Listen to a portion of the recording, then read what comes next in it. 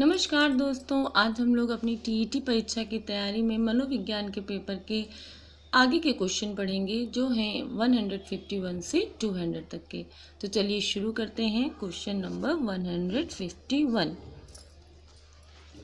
पास पड़ोस व मित्र बालक के समाजीकरण में किस प्रकार सहायक होते हैं? बालक को अपने व्यवहार से प्रभावित कर। भारत में सामाजिक परिवर्तन के अवरोधक निम्नांकित हैं। जाति और वर्ग ये दोनों ही अवरोधक हैं। सामाजिक स्त्रीकरण के आधार हैं। उपरोक्त सभी यानी शिक्षा, जाति और लिंग ये तीनों ही सामाजिक स्त्रीकरण के आधार हैं।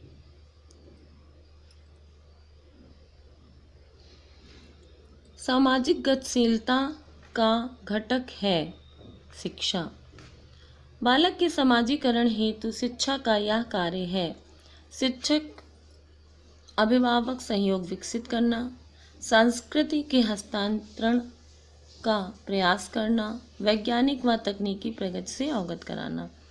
इनमें से ए और बी इसके कार्य हैं। कौन कौन से? पहला, शिक्षक अभिभावक सहयोग विकसित करना। दूसरा, संस्कृति के हस्तांतरण का प्रयास करना। ये बालक के समाजीकरण हेतु शिक्षा का कार्य है।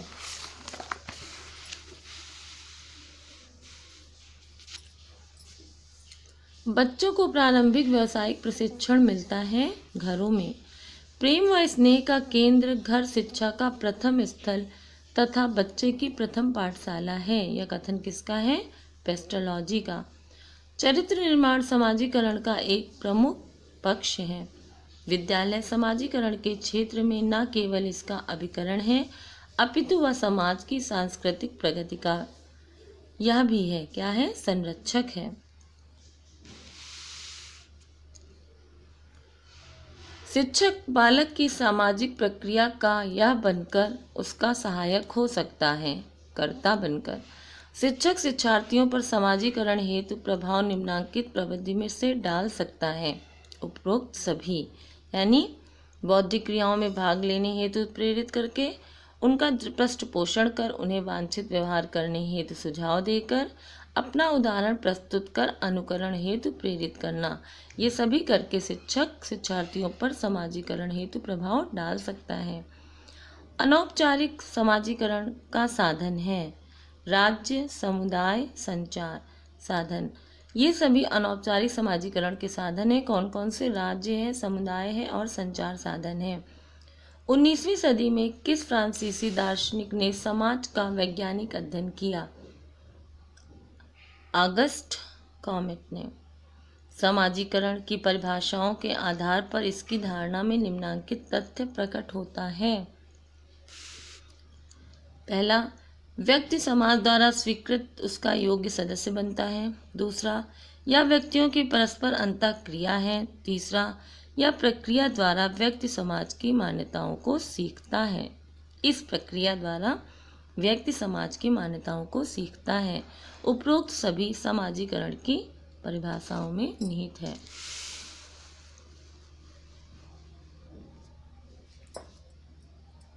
भाषा समाजीकरण का महत्वपूर्ण पक्ष इसलिए है क्योंकि बालक भाषा के बिना भी संकेतों से दूसरों से व्यवहार करता है।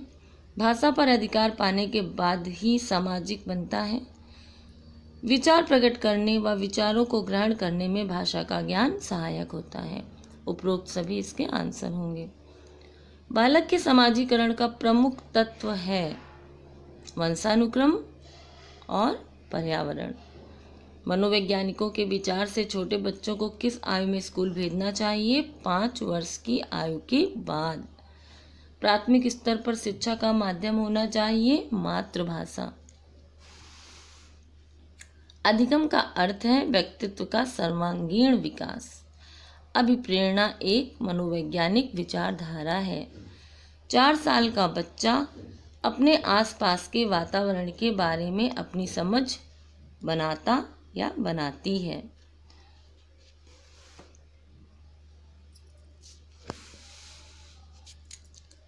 बाल मनोविज्ञान के व्यवहार का वैज्ञानिक अध्ययन है बालक। बाल मनोविज्ञान एक वैज्ञानिक अध्ययन है जिसमें बालक के जन्म पूर्व काल से लेकर किशोरावस्था तक का अध्ययन किया जाता है। यह कथन है हरलॉक का।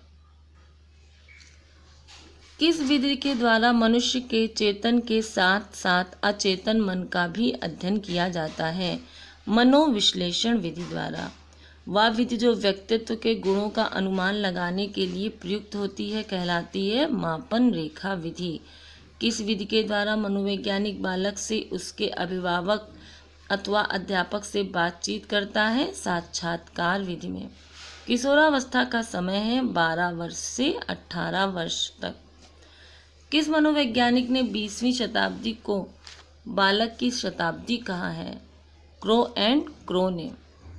स्टेनले हॉक के शब्दों में विकास की किस अवस्था को विशेष दबाव और तनाव, तूफान एवं संघर्ष की अवस्था माना गया है? किशोरावस्था को। शिशु क्रोध और प्रेम में अंतर करने लगता है 6ठे महीने से यानी 6ठे मास में। बालक अपने व्यवहार की सामाजिक स्वीकृति चाहता है किशोरावस्था में। जन्म के समय शिशु के मस्तिष्क का भार होता है 500 ग्राम। कितना होता है? 500 ग्राम। बालकों के सर्वांगीण विकास का दायित्व है शिक्षक एवं बालक दोनों का। बालकों के सर्वांगीण विकास का दायित्व है शिक्षक एवं बालक दोनों का। स्पीयरमैन का बुद्धि संबंधी सिद्धांत सामान्यतः किस नाम से जाना जाता है? द्विकारक सिद्धांत के नाम से। टॉरेंस 1958, बैनर 1958, टेलर 1962 तथा हॉलैंड एवं कोंट 1960 इत्यादि मुख्यतः किस विषय के शोध एवं परीक्षण से संबंधित है? सृजनात्मकता से। सर्वप्रथम बुद्धि परीक्षण का निर्माण कब हुआ? 1905 में। गिलफोर्ड ने कारक विश्लेषण के आधार पर कितने कारकों का अस्तित्व प्राप्त कर लिया है? 80। प्रोग्रेसिव मैट्रिसेस बुद्धि परीक्षण का निर्माण किसने किया था? रेवन ने। किसने किया था? रेवन ने। बिने साइमन बुद्धि परीक्षण किस प्रकार है? वैयक्तिक शाब्दिक प्रकार के। स्पीयरमैन ने बुद्धि में किन दो कारकों को सम्मिलित किया? सामान्य एवं विशिष्ट। स्पीयरमैन ने बुद्धि में किन दो कारकों को सम्मिलित किया? सामान्य एवं विशिष्ट। किनको प्रक्रिया? सामान्य एवं विशिष्ट।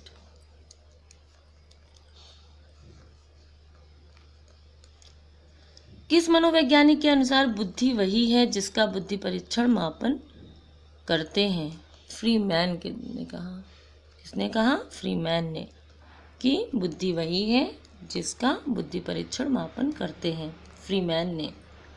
आर्मी बीटा किस प्रकार का परीक्षण है? सामूहिक शाब्दिक परीक्षण। बुद्धि का एक कारक सिद्धांत किसके द्वारा प्रतिपादित किया गया? बिने द्वारा। 1908 के बिन साइमन बुद्धि परीक्षण किस आयु वर्ग के बालकों की बुद्धि की परीक्षा की गई? 2 से 13 वर्ष।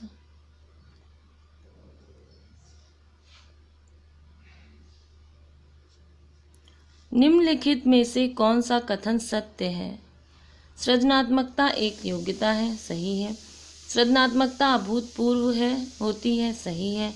सृजनात्मकता व्यक्ति एवं समाज के लिए लाभप्रद होती है, यानी ये सभी कथन सही है, उपयुक्त सभी। गिलफोर्ड का बुद्धि संबंधी सिद्धांत निम्नांकित में से कौन सा है? त्रि-आयाम सिद्धांत। किसका है? गिलफोर्ड का। टर्मन ने बुद्धि को क्या माना है? अमूर्त चिंतन की योग्यता माना है। पियाजे ने बुद्धि को किसके प्रति समायोजन योग्यता के रूप में परिभाषित किया है? भौतिक एवं सामाजिक पर्यावरण में। स्टैनफोर्ड बिने परीक्षण 1916 किसके द्वारा निर्मित है? टर्मन द्वारा। ऐसे बुद्धि परीक्षण जिससे भाषा का प्रयोग किया जाता है किस नाम से जाने जाते हैं? ऐसे बुद्धि परीक्षण जिसमें भाषा का प्रयोग किया जाता है शाब्दिक बुद्धि परीक्षण। तो दोस्तों ये हमारे 200 क्वेश्चन कंप्लीट हो गए। इनको आप बार बार सुनिए और याद करिए। जितनी बार आप सुनेंगे आपको ऑटोमेटिक याद हो जाएंगे और आपके टीईटी का मनोविज्ञान का पेपर तैयार हो जाएगा। वीडियो अच्छा लगा हो तो लाइक करें, शेयर करें, सब्सक्राइब करें। Thank you.